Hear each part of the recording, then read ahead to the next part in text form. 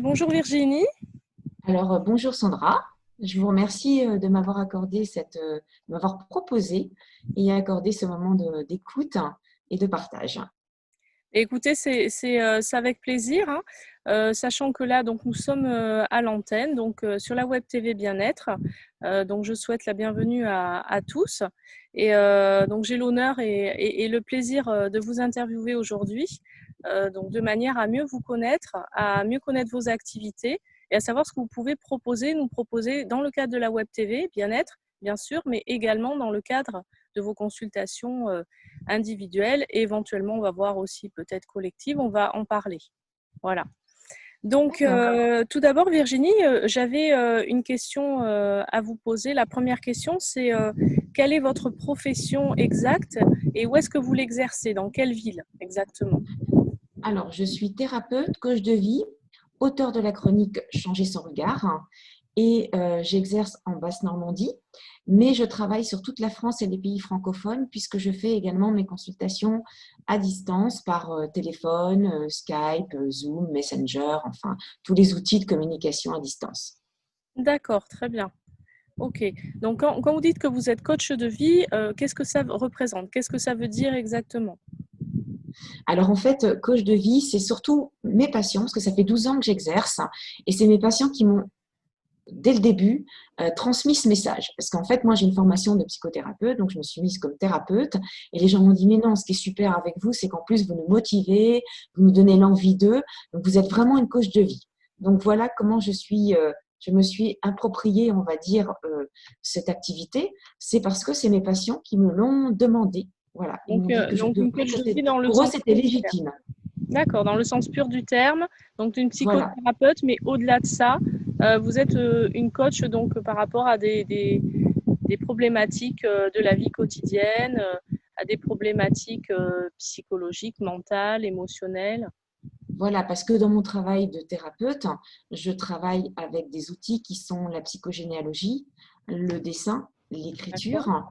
Mhm. Et donc, en fait, une fois que j'ai travaillé avec ces outils-là, les personnes me disent qu'en plus, je leur insuffle quelque chose qui leur permet encore plus d'avancer.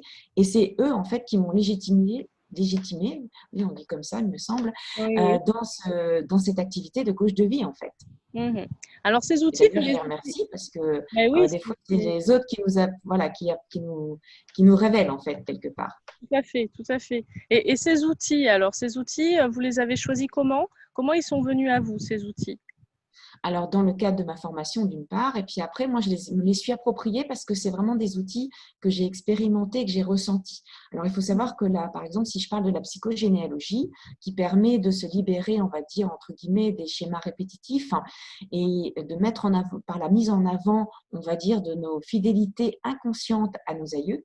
Mhm. Et c'est vrai que moi, cet outil m'a beaucoup parlé parce que dans une partie de ma fratrie, je ne connais pas forcément mes origines et j'ai quand même pu faire ce travail parce que c'est un travail par la symbolique. Donc, ça m'a fait comprendre qu'en fait, que cet outil, il était ouvert à tous et qu'on pouvait tous, même si on ne connaissait pas forcément qui sont ses parents, ses Mhm. grands-parents, on peut quand même faire ce travail-là. Et c'est un outil extrêmement puissant parce que c'est vrai que tous les gens que j'ai accompagnés avec qui je travaille avec cet outil, et j'en ai fait l'expérimentation, c'est vrai que c'est quelque chose qui permet à chacun de retrouver sa place et de retrouver sa fidélité à lui-même. Donc voilà, donc c'est vraiment un travail extrêmement libérateur. Et d'ailleurs, en ce moment, je pense que c'est quelque chose qui parle beaucoup aux personnes parce que j'ai beaucoup de demandes en psychogénéalogie. J'ai beaucoup de demandes. Ok. Donc pour retrouver sa place. Oui. Et Euh, sur euh, d'autres outils, notamment l'écriture. Alors, l'écriture, c'est pour mettre en avant là où les croyances les plus profondes, parce qu'on a toujours, en fonction de ce qu'on a vécu, parce qu'en fait, on est le résultat de notre vécu quelque part, hein, et que ce soit d'ailleurs notre conscience à nous, comme notre inconscient collectif, Mm. car il ne faut pas l'oublier. D'ailleurs, dans la psychogénéalogie, on libère notre histoire, qui est notre histoire à nous, celle de notre fratrie, mais notre fratrie, elle est dans une grande histoire aussi. Bien Donc, sûr. ça permet aussi de mettre en avant les comportements, attitudes qui amènent des situations qui sont en lien avec le passé, que de coup, nous retrouvons, nous, dans notre génération à nous. Mhm. par fidélité et croyance inconsciente. Et là, donc, pour revenir à l'écriture, la croyance la plus profonde, c'est effectivement ce qui fait qu'on est convaincu de quelque chose. Voilà. Donc, en général, c'est un travail où on n'en trouve pas 100 ou 150, hein, parce que c'est un petit texte, Mhm. mais il y en a toujours une, voire deux ou trois qui émergent, et ça permet de s'en libérer pour le coup. Parce qu'on s'aperçoit que c'est quelque chose qui est en lien avec ce que nous avons perçu, mais qui n'est plus réel, puisque nous ne sommes plus l'enfant et nous ne sommes plus dans l'environnement de notre enfance, justement. Tout à fait, tout à fait. Mais Ok. ça, ce travail-là, je le fais souvent, le travail de l'écriture, je le fais souvent après avoir fait le travail par le dessin et le travail de la psychogénéalogie. Donc, c'est vraiment, ça vient quelque chose qui vient en plus, parce que Mhm. le travail par le dessin, dont je n'ai pas parlé pour l'instant, est Oui. le travail qui permet de mettre en avant la perception que nous avons eue de notre enfance, de 0 à 7 Mhm. ans, et pour le coup, des mécanismes de fonctionnement que nous avons en fonction de cette perception-là. Alors, si Et je bien sûr, comprends c'est parce que bien, notre… excusez-moi, je vous coupe Virginie 2 minutes Je vous en pour prie. avoir une petite précision. Donc, c'est des mécanismes que nous avons eus de 0 à 7 ans. Est-ce que pour autant, quand on est adulte, donc vous utilisez aussi le dessin ou ce n'est utilisé que pour les enfants? Ah non, le dessin, c'est pour les adultes. Justement, adultes devenus, nos attitudes et comportements Oui. sont le reflet de la perception de notre enfance. Mhm. Donc, en D'accord. fait, ce travail-là permet aussi de mieux comprendre ce qu'on a perçu de notre enfance et comment on interagit aujourd'hui. Et ça, c'est un outil extrêmement puissant aussi parce que j'évoquais la notion de place dans la psychogénéalogie, mais il faut savoir que beaucoup d'entre nous ne se sentent pas à leur place depuis toujours, Mhm. ont le sentiment d'être en décalage avec leur environnement, etc. Et cet outil-là permet justement, une fois qu'on a mis en avant un petit peu tout ce qui émerge à partir de ce dessin, parce qu'il y a des choses dont on se souvient, il y a des choses dont on ne se souvient pas, mais Mhm. par le dessin, c'est l'inconscient qui parle. Donc, une fois qu'on a mis tout ça en avant, après, on retravaille le dessin et ça permet justement de retrouver sa place, mais dans la conscience également de ses potentiels et de ses ressources. Ça Parce que la permet donc, plupart du temps, excusez-moi, de faire émerger en fait la conscience de certaines choses qu'on avait enfouies. Ça permet de… voilà ce que nous avons oublié. Ce Mhm. que nous avons oublié, parce que tout enfant naît avec plein de potentiel et plein de ressources, et puis au fil du temps, en fonction de son environnement, et puis de comment on lui demande d'être, hein, parce qu'en fait, on essaie toujours de correspondre à un idéal, parce que le but ultime de tout enfant, c'est d'être aimé. Oui. Et soit on va prendre des attitudes pour être absolument aimé, ou alors on va prendre des attitudes pour être réservé, justement, pour ne pas faire de bruit, tout ça. Donc, ce travail-là Mhm. permet vraiment de mettre ça en avant. Et donc, en ce sens, il permet de se réattribuer la personne que nous sommes avec toutes nos ressources et potentiels. Voilà. Retrouver son pouvoir créateur et Mhm. retrouver sa légitimité Mhm. et son authenticité. Donc, ce qui est vraiment essentiel à la réalisation et l'épanouissement de chacun. Ah oui, oui.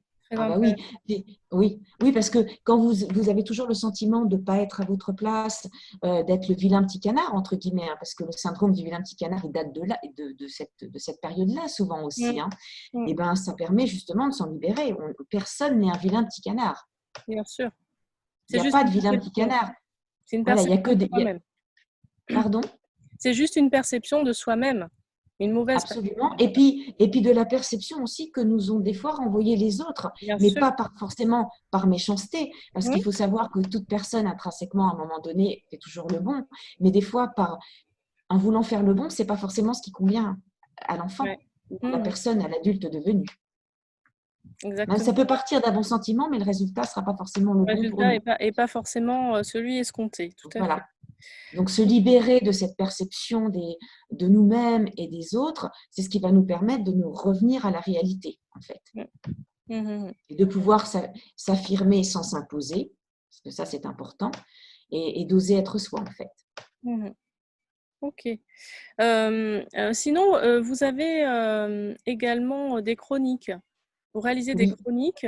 Donc moi, j'aurais aimé en savoir un petit peu plus sur ce qui vous a mené à mettre en place ces chroniques déjà Alors, et comment ça se passe. un long cheminement. Je dis long parce qu'en fait, c'est quelque chose qui fait écho à mon enfance, mais que j'ai découvert, enfin, dont je me suis rappelée, on va dire, 2 ans après leur mise en création. Alors, comment ont démarré ces chroniques? C'est tout simplement que je participais à des groupes de discussion sur des forums. Et on va dire, tous mes écrits, je les ai gardés et je me suis dit, ça, un jour, ça me servira. Et en fait, il y a quelque chose qui me tenait à cœur, écho à mon enfance. Quand j'avais 5 ans, moi, j'écoutais Les auditeurs ont la parole de Mimi Grégoire. Ou Mhm. alors, Les routiers sont sympas avec Max Meignier.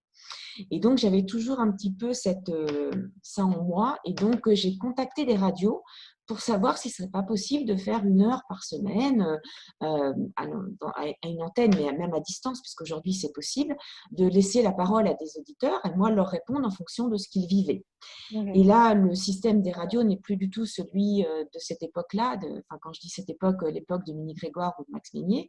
Donc, en fait, ce n'est plus possible. Enfin, ça ne se fait plus. Enfin, ce genre d'émission n'a plus, malheureusement, n'est plus tellement active. Et Mhm. donc, de là, je me suis dit, ben, c'est dommage. Et comment je peux faire? Et là, je me suis dit, et si je créais ma propre radio? Entre guillemets, c'est comme ça qu'est née ma chronique Changer son regard. Donc, de Oui. là, ben, j'ai créé la chronique Changer son regard.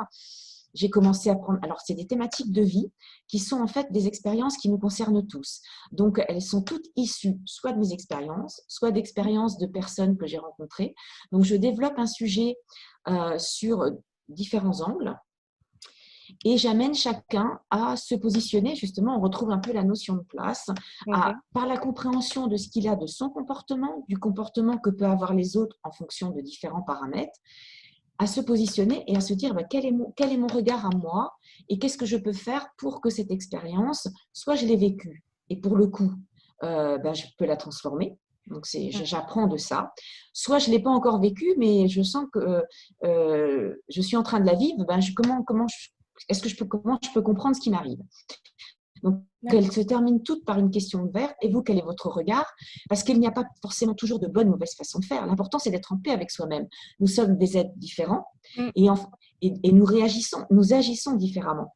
Donc, du coup, c'est important que chacun s'interroge, prenne du recul par rapport à ce qu'il vit ou ce qui se vit à l'extérieur pour mieux comprendre, mieux interagir avec les autres. Donc, en fait, les chroniques, c'est un outil de connaissance de soi, de développement personnel et de coaching qui Mhm. ouvre à la communication bienveillante et qui permet d'oser être soi et de transformer ses expériences au mieux pour soi, de façon à être en paix avec soi-même et avec les autres. Parfait, c'est un beau programme ça, hein. C'est pas mal. Oui, enfin, en tout cas, c'est un programme qui me tient à cœur parce qu'on voit tellement de gens qui sont en souffrance. Enfin, c'est nos dualités. On a toujours peur du jugement, on est toujours plus ou moins dans la culpabilité. Et ça, c'est des choses qui vraiment nous inhibent, en fait. Mhm. Et mes chroniques permettent justement de se libérer du jugement, du regard des autres, de la culpabilité aussi. La culpabilité est une émotion. Qu'elle s'éveille, c'est normal, elle vit comme les autres, mais il ne faut pas qu'elle devienne partie intégrante de nous. Parce que plus nous sentons dans la culpabilité, elle n'est pas bonne conseillère. Parce qu'on va toujours faire en fonction de l'autre et jamais en fonction de nous. Donc, quelque part, on peut s'oublier et créer d'autres souffrances, d'autres dualités. Mhm. Donc c'est pour ça d'ailleurs que vous appelez ces chroniques changer de regard, puisqu'on va changer, Changer son transformer regard. son regard sur soi-même et sur les Oui. autres. Changer son regard, oui, sur soi-même et sur les autres. Et sur les événements qui nous arrivent, en fait. Mhm. Que j'appelle, moi, des expériences de vie, en fait. Alors, Car on ne, la question, c'est que, enfin, où est-ce qu'on vous trouve pour ces chroniques? On vous retrouve comment? Alors, j'ai un site internet qui Mhm. s'appelle changersonregard.fr et également, j'ai des réseaux sociaux. J'ai une page Facebook, Stress Thérapie, j'ai une page LinkedIn, Changer son Oui. regard, donner du sens. Je suis sur un maximum de réseaux sociaux, sur Google, Viadeo, BloomUp, My Private Coach, qui est une application aussi de développement personnel de coaching. Et j'en oublie certainement et je m'excuse. Voilà, pour ceux que j'oublie. Mais voilà, c'est comme ça que je me fais connaître en partageant mes chroniques dans ces différents réseaux. Et puis, bien sûr, en proposant également mes consultations, enfin voilà, Bien sûr. pour inviter les gens à justement s'offrir le plus beau cadeau qu'ils peuvent se faire, c'est-à-dire être eux-mêmes, Mhm. oser être eux-mêmes. Donc, si Car je… tout part de soi. C'est-à-dire que comme tout part de soi, si on veut changer quelque chose, vu que la vie est changement, la vie est un changement de notre naissance jusqu'à notre mort, notre environnement est un changement permanent. Donc, si on veut intégrer, être acteur, je dirais co-créateur de ce changement, eh ben, ça part de soi, ça ne viendra pas des autres. Il faut se libérer de nos attentes, qui est d'ailleurs la chronique que je diffuse actuellement, se libérer de nos attentes, puisque nous n'avons rien à attendre de l'extérieur, tout va partir de nous à un moment donné. Oui. Mais ça, c'est une réalité. Après, voilà, effectivement, tout ce cheminement intérieur, tout ce travail va le permettre. Et vous faites partie de ceux qui permettent ce travail-là. Donc, c'est très intéressant. Si on tape Virginie Lefranc sur Internet, est-ce qu'on peut vous trouver facilement? Je pense que oui, mais il y a plusieurs Virginie Lefranc. Donc après, il faut bien voir. Mais en général, j'apparais assez rapidement parce que comme j'ai beaucoup d'articles et puis mes chroniques, en général, j'apparais assez vite, oui. Donc, vous pouvez trouver Virginie Lefranc déjà par rapport à ses chroniques qui s'appellent Changer de regard. Changer son regard. Changer Changer son son regard. C'est le regard, nom de mon changer site son regard, d'ailleurs. excusez-moi. Ouais. Voilà, donc vous la trouverez comme ça sur le net et sur les réseaux sociaux grâce à cela. Vous la trouverez également donc sur notre site internet puisqu'elle va être dans nos partenaires, puisqu'il y a une liste de partenaires sur notre site internet, donc sur la web TV Bien-être, donc bien-être.tv, et vous allez dans la rubrique partenaires. Voilà, donc là, vous la trouverez, il n'y a pas de souci. D'autre part, si vous souhaitez demander une consultation avec Virginie, donc vous le pouvez, bien entendu. Donc, au niveau de la ville, quelle est la ville exactement, Virginie? Alors moi, je suis à Saint-Aubin-sur-Mer dans le Calvados. Mais, comme je le disais tout à l'heure, je le Oui. précise, j'interviens sur toute la France et les pays francophones. Donc, il n'y a pas de limitation de zone géographique. Et Voilà. les gens peuvent me joindre sur mon site, mais ceux qui n'ont pas forcément Internet ou n'ont pas forcément envie, j'ai également une ligne téléphonique qui est le 09 53 37 73 27. Voilà, donc n'hésitez pas surtout à contacter Virginie si vous souhaitez accéder un peu plus à qui vous êtes, mieux vous connaître, mieux avancer vers vous-même. Et donc, ça peut se faire à distance ou en direct si vous habitez non loin de Virginie.